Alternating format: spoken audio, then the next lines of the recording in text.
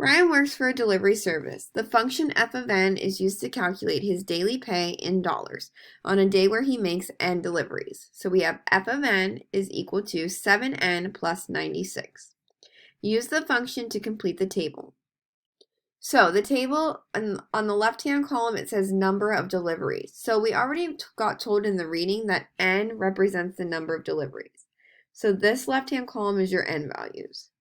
Then on the right, it's daily pay. Well, if n is the number of deliveries, f of n is going to be the daily pay. So this right-hand column represents our f of n values. So what we're doing here is, if they give us an n value, we're going to substitute it into our function for n, and then simplify the right-hand side.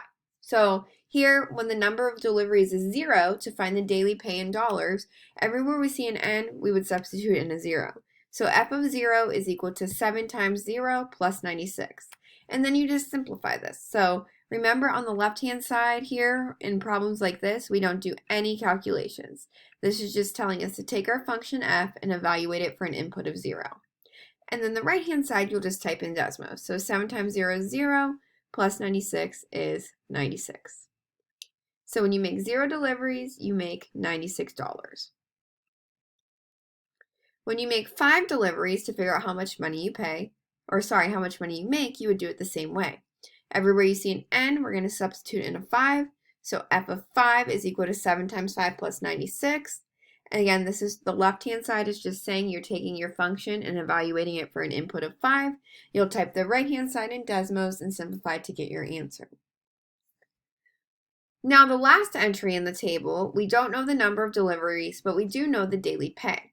So now instead of substituting that 145 in for n, we're going to substitute it in for f of n.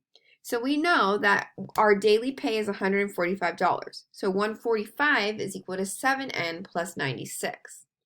Then what you need to do is use your inverse operations to solve for n.